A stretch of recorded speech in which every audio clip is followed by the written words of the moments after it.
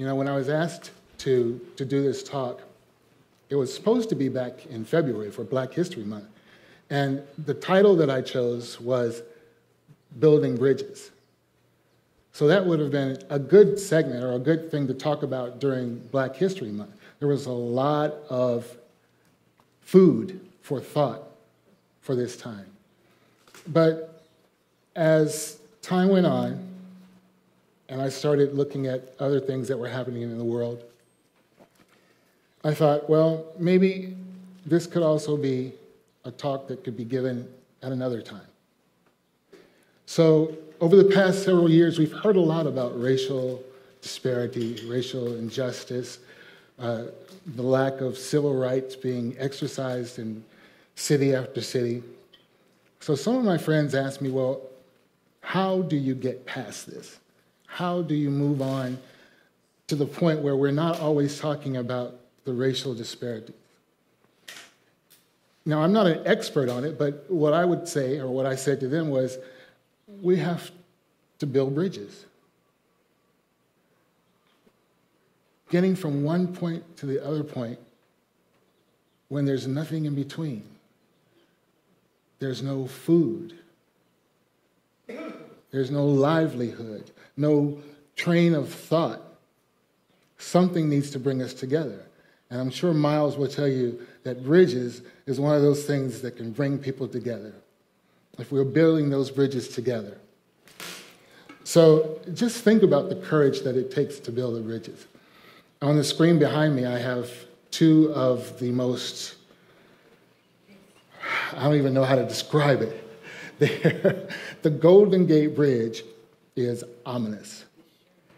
If you've ever been to San Francisco and you've looked at the Golden Gate Bridge, just the color of it, when you see it from a distance, it just strikes you until you get to go across it.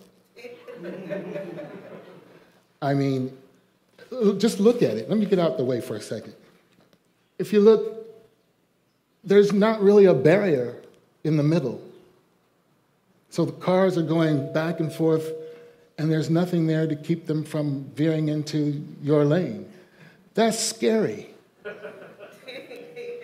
And if you take a look at the bridge, let's say on Google or something, you can see where the bridge bends because of all the weight that's on it. But thank God it was designed that way, because otherwise, ain't no way I'll be going across that bridge.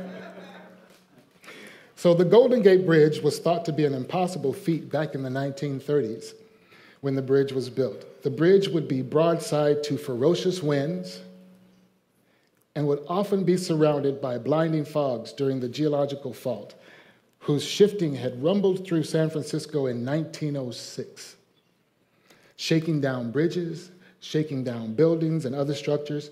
11 men lost their lives in the construction of this bridge.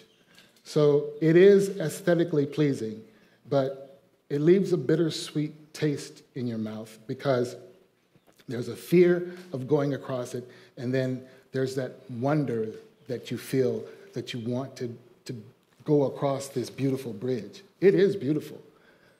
But in contrast to it, the one on the other side, the Chesapeake Bay Bridge. So how many of you have been to the Chesapeake Bay Bridge? So you've been across it. So I would have to ask myself, what on earth would make somebody build a bridge that goes across that much water and then takes a geometrical turn and then goes under the water? What in the world? I mean, really?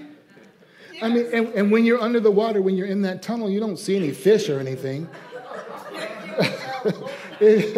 It doesn't help to go under the water.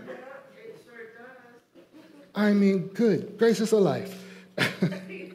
As my grandfather would say, good skeeter Moses. So the Chesapeake Bay Bridge is one of the scariest bridges in the world. It has a combined length of 17.6 miles and submerges under the water at 2 points. The bridge connects the communities on the eastern and western shores of Maryland.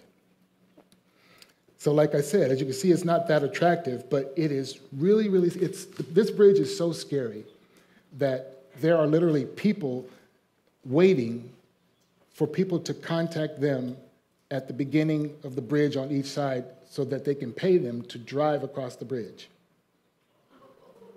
That's how scary it is for some folks. They will not drive across this bridge.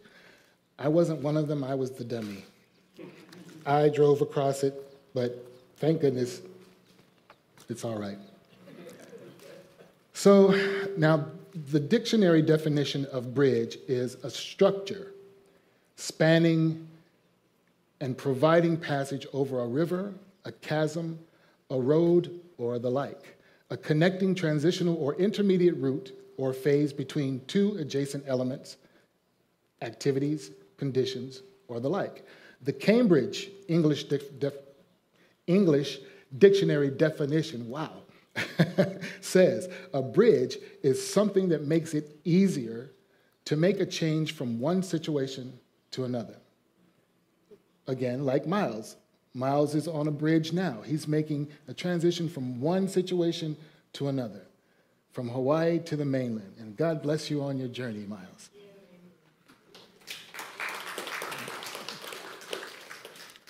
So one of the examples is a ministerial intern is a bridge to becoming an ordained minister. So to act as a bridge or be a bridge for someone, to establish a relationship as to foster understanding and appreciation of cultural differences. So a gentleman by the name of William Dromgoole wrote a poem called The Bridge Builder. The author describes interaction between an old man and a fellow traveler. And the poem goes something like this. Now, I'm not Maya Angelou, so don't expect me to, but I'll give it some kind of rhythm. I'll try. As old man going along highway came in the evening, cold and gray, to a chasm vast and deep and wide. The old man crossed in the twilight dim. The sullen stream had no fear for him. But he stopped when safe on the other side and built a bridge to span the tide. "Old man," a fellow traveler said, "you are wasting your strength with building here. Your journey will end with the ending day. You never again will pass this way. You've crossed the chasm deep and wide. Why build you this bridge at evening tide?" The builder lifted his old gray head like mine. "Good friend, in the path I have come," he said, "there followeth after me today a youth whose feet must pass this way. This chasm, which has been as naught to me, to that fair-haired youth might a pitfall be. He too must cross in the twilight dim. Good friend, I'm building this bridge for him." So what that says to me is building a bridge is not just for building it for ourselves to get from one point to the other. We think about our youth, and they come behind us. What are we building for them? What type of example are we setting for them? Are we building that bridge that helps them get to the other side and to do things even better than we have done? That might be our hope for a better future. So faith is the bridge between where I am and the place where God is taking me. Faith is an awesome bridge. If you take a look at Indiana Jones,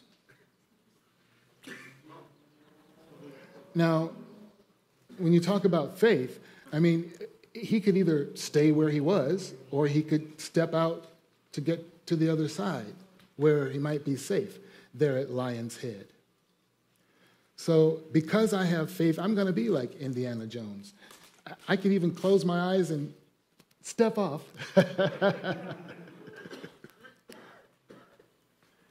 But when I combine faith with prayer, that helps me to get to the other side. In 1981, I was accepted into the United States Army Chorus in Europe.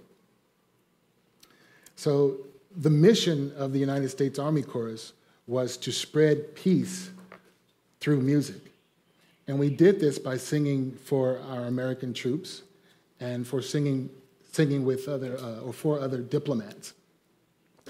And this was, in a way, building a bridge, because we wanted to make sure that our U.S. and European allies knew that, like the chorus here, we spread this joy through music.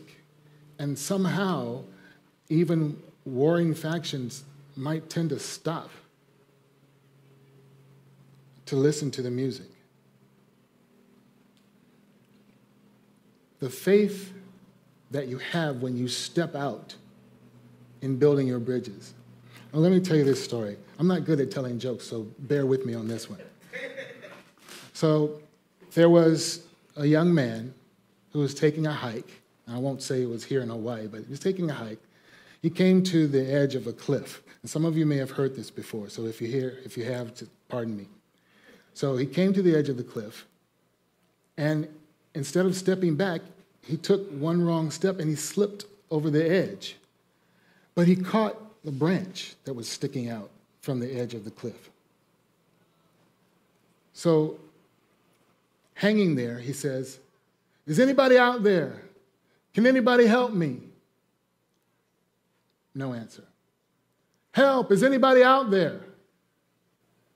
Then he heard a voice. The voice said, "I'm here. Do you have faith?" "Yes, I have faith." "Do you believe?" "Yes, I believe. Can you help me?" "If you have faith and you believe, then let go."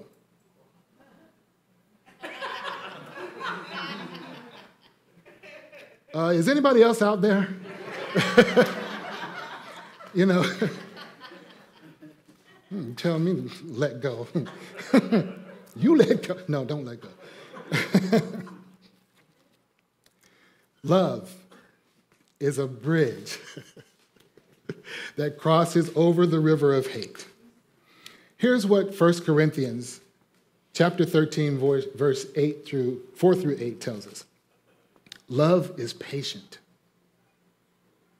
Love is kind. It does not envy. It does not boast. It is not proud. It does not dishonor others. It's not self-seeking. It is not easily angered. It keeps no record of wrongs. Love does not delight in evil, but rejoices in the truth. It always protects, always trusts, always hopes, always preserves. Love never ends. As for prophecies, they will cease. As for tongues, they will cease. As for knowledge, it will pass away. Building bridges takes the kind of love described in this passage. When we think back to the incidences regarding civil rights, those approached with love constructed the core of the bridges being built between racial divides. There were multicultural groups of people working together to tear down the barriers of segregation and oppression. The bridge over troubled waters of hate was under construction. Dr. Martin Luther King. Dr. Martin Luther King Jr. was one of our greatest examples of being a bridge builder. His nonviolent crusades invited people of different races to join in the cause of civil rights. He followed even in the footsteps of his own father. This, he said of him, "My father was a builder of bridges, not walls." In fact, you could say that his nonviolent leadership was all about tearing down walls. Walls of racial segregation, walls of separation, walls of discrimination and division, walls of fear and ignorance that were created to prevent the unity of people of all backgrounds. But there were also others who built bridges. A lot of us think about Malcolm X as someone who always touted, by any means necessary. And he did. That was his way of getting through this civil rights movement, by any means necessary. He chose to become a Muslim. But then in 1964, he decided to take a pilgrimage to Mecca, which is the birthplace of the Islam religion. And while he was there, he realized how people in the Islam religion were treating each other with respect, as equals. So when he came back to the United States, his heart had been enlightened. His heart was lifted out of that hatred of by any means necessary. And he started to talk about how we all could sit down at the table of brotherhood together. A lot of people don't know that. Another bridge builder, Hugh Evans. Hugh Evans is the founder and CEO of Global Citizen and the Oak Tree Foundation. He's also the executive producer of One World. He is an Australian humanitarian who works with youth on a worldwide scale to empower them to advocate for aid and development in countries across Asia and Africa. Evans is also the co-founder of Global Poverty Project. Global Citizen and Global Poverty Project strive to increase awareness to combat extreme poverty. So, building bridges around the world, connecting youth around the world to fight hunger and poverty, and much like the efforts of Mother Teresa. Mother Teresa founded missionaries of charity. They ran soup kitchens, orphanages, mobile clinics, and more. So people building bridges between the haves and the have-nots, building a world with bridges that connects us through our combined efforts. One of our, I would say, at least for me, the most important bridge builder is Jesus. Jesus was nailed upon a cross. But here's what didn't happen. Jesus didn't say, "Yo, Dad, what's up? Why? Can you take care of this? They're about to kill me. Wipe them out. Do something." He didn't do that. Luke 23, chapter 23, verse 34, tells us that Jesus said to his Father, "Father, forgive them. They don't know what they're doing." In those moments, he was building a bridge between mankind and his Father so that we could go forward and build bridges. Jesus, just as he had done all his life, was building a bridge between mankind and his Father, and that was the overall core of bridges: faith, love, mercy, and forgiveness. So, as I was trying to figure out what I was going to do with this title, Building Bridges, there came a day, one Saturday, I went to Whole Foods, and I decided that I was hungry, which is obvious. So stop it. So I stopped at Whole Foods, and I decided I was going to have a little refreshing drink. So sitting there at the bar, there was a couple sitting to the right of me, and on the TV screens was playing the things that were happening between Ukraine and Russia. That's all over the screens everywhere. So the couple to my right asked the bartender if they would change the channel to the Olympics. So, okay, that's fine. And I'm sitting there thinking, now this is a message, because on the screen to the right, as I'm looking at the Olympics, I'm watching our youth. I'm watching our young people building a bridge right there, rooting for people from other countries. They're warring countries, even. Countries that are not friendly with each other. They don't want anybody to fail. An athlete from this country wants the athlete from this country to succeed. Of course, everybody wants to win, but they don't want them to fail or to look bad or to feel hurt. They're building bridges. While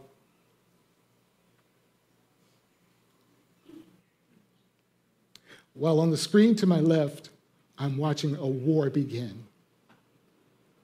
Adults, not building bridges, but building barriers, putting up walls, hurting others.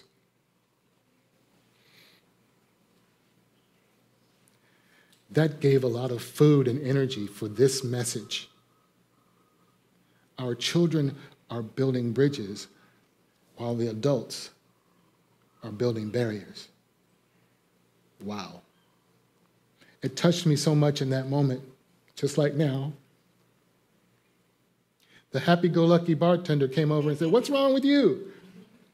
I'm like, well, I have to give this talk, and what you just did with the televisions there just lit it up, and she started crying. So what was supposed to be a happy have-a-drink day was becoming a tearful day. But we got through it. So as I begin to close, I'm reminded of the Black Panther movie. At the end of the movie, the newly crowned king of Wakanda delivers a speech to the United Nations, letting the world know that his country was no longer going to hide behind the scenes. So this is what he said: Wakanda will no longer watch from the shadows. We cannot. We must not. We will work to be an example of how we as brothers and sisters on this earth should treat each other. Now, more than ever, the illusions of division threaten our very existence. We all know the truth that more connects us than separates us. But in times of crisis, the wise build bridges, while the foolish build barriers. We must find a way to look after one another as if we were one single tribe.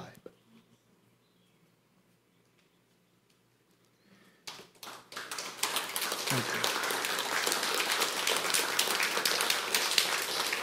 Thank you. If you will now, just, if you're comfortable, close your eyes or relax your gaze. Spirit invites us to surrender to peace, to surrender to love, to surrender to compassion. We know that building bridges can be a process, brick by brick, stone by stone, and mile after mile. But we endure. We endure because we know that God, the God of our being, is the strength of our bridges. In our conflict with a neighbor or a friend, with a coworker, with a partner, with a family member, invite them to build a bridge with you, and invite them in faith to walk across that bridge. Join us all in building the bridge to a better life. Let's think about that as we come to God now in the sacred and holy silence.